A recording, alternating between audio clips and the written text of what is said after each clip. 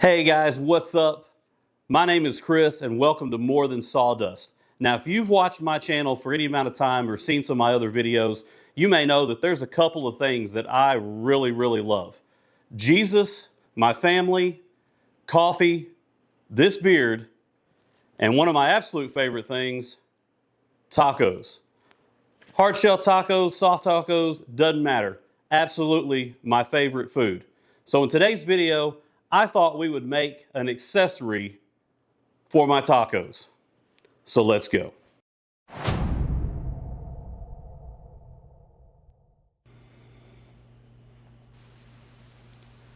All right, now if you saw the cutting board video I did several weeks back, you may recognize this piece of glued up walnut here. So we're going to use this leftover scrap to make this project. And then I've got some leftover small pieces of magnolia that I used last year sometime for some furniture flips to do some new tops on some end tables. So we're going to use that as well. We're just going to get this cut down to about the size we think. As I usually do with most of my projects, I'm kind of just figuring it out as I go along. Didn't really plan much out. Alright, then we're just going to do a glue up here with our magnolia in the middle. I'm going to put the walnut on either side. And I left one of these pieces of walnut a little wider than the other because I've got something planned for one side of that here in a little bit. And you'll notice that this magnolia, if you've never worked with it before, it usually has a lot of different color variation with the lighter kind of blonde color and then these darker patches. This was kind of some older stuff and what was left over, like I said, from previous projects. So it did have some places that I needed to do some work on throughout this process. And since this is a board for us and not one we're going to sell, I didn't mind doing those fixes. If I was doing this as a product to sell, which I may be here in the future, I'd probably use just some nice maple or something that was a little more uniform and didn't have some of those older little holes and voids in them. And here we're just kind of getting these extra ends cut off and squared up a little bit.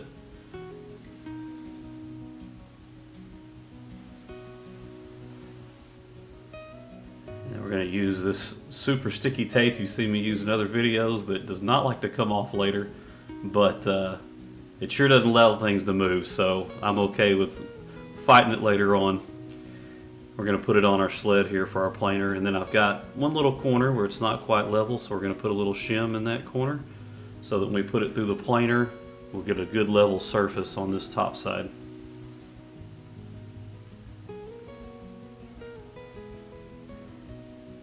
And we won't show you all the passes because I don't take very much off at a time, so it usually takes me quite a few passes to get down to where I want.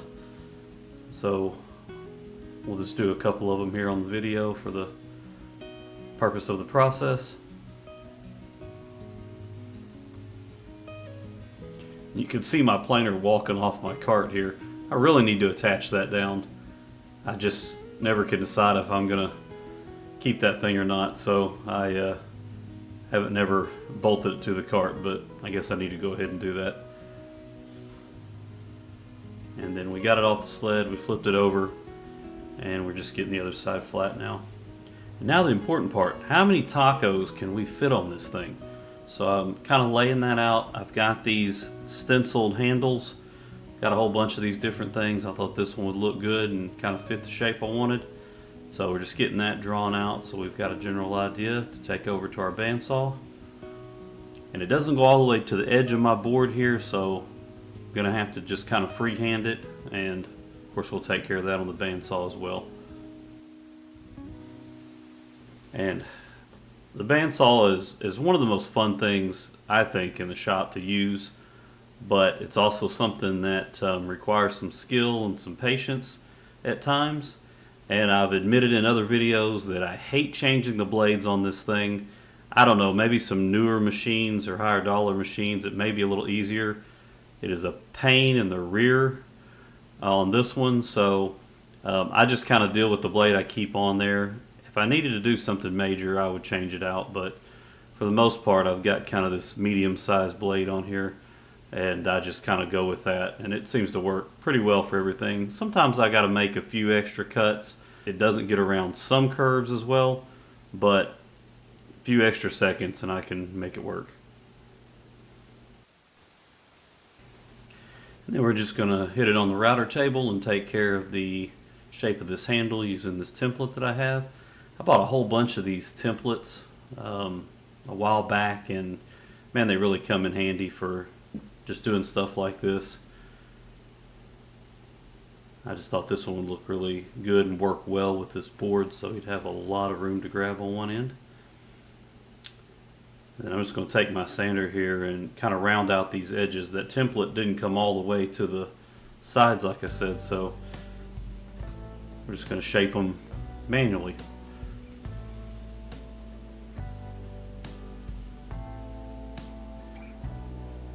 Actually, what I'm going to do is I'm going to get one side like I like it, and then we're going to use that and make a little kind of template. I just had a piece of sanding disc sitting behind me on the workbench, so I thought I'd grab it and just use that for a template instead of looking for something else. I know a lot of people like to use cardboard or something. Hey, I just use scraps of stuff laying around. Whatever's easy.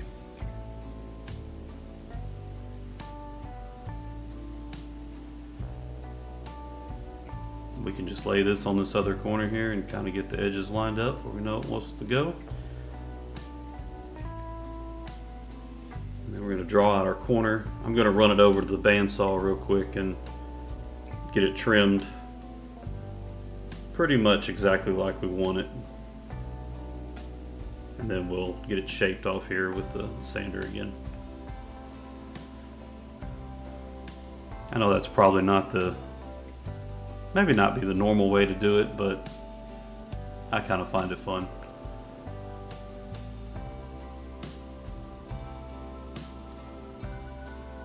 Does anybody else use their sander to shape things?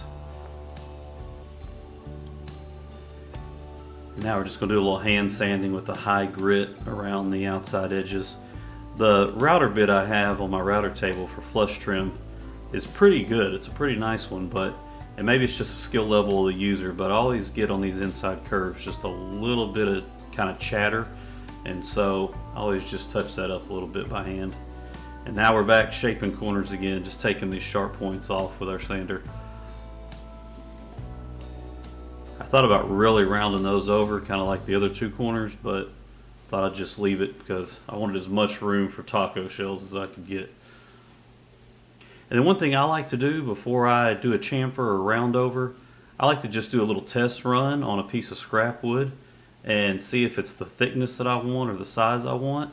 In this case, it was not very wide. It wasn't enough the way I had it set, so we moved it and made it a little bit bigger, and I like that one. So now we can hit the real deal with it and put it on our product.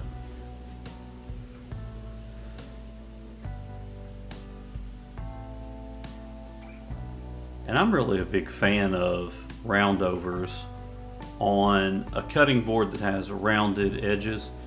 And by that I mean, a rounded rectangle, or of course a circular board or something like that where it's kind of got more of a smooth flow to it.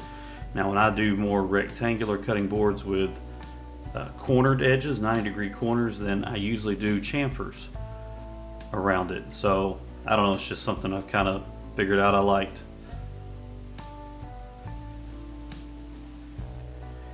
Now we're going to kind of hit it up with the rest of our sanding. We're going to start at the 80 grit and work our way up eventually to about 320 when we get totally done with everything.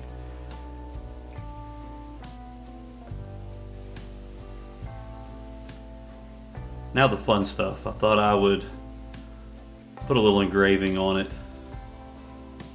That's why I left this one side a little smaller so I could do the engraving. The other side's a little larger so I could fit all my taco shells on there. Thought we'd speed this up, but something satisfying about watching the laser engrave, so I like to include it.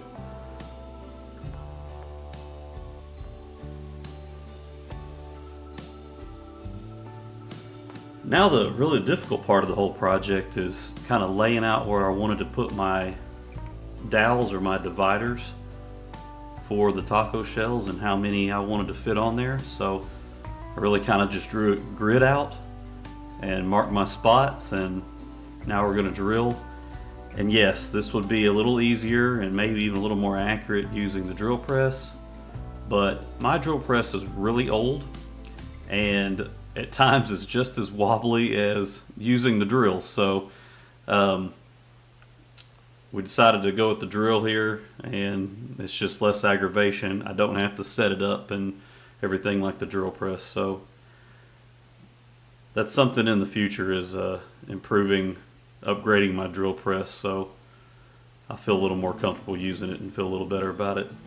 But for now, the drill works fine. You just put a little painter's tape around the bit to mark your depth, so everything's pretty much the same.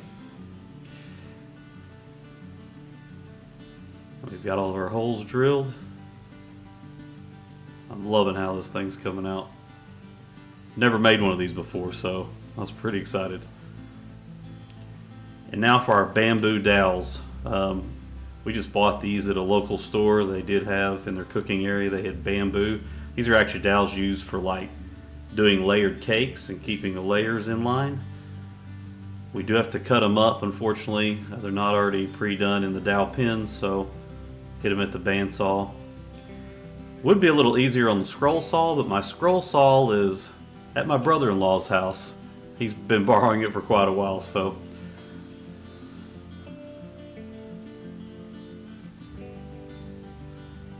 Now, because we didn't buy these already pre-done, just smoothing out one edge, kind of making sure it's nice and flat, and then putting a little bit of a kind of a chamfer on what will be the top side so it doesn't have a sharp pointy edge on it.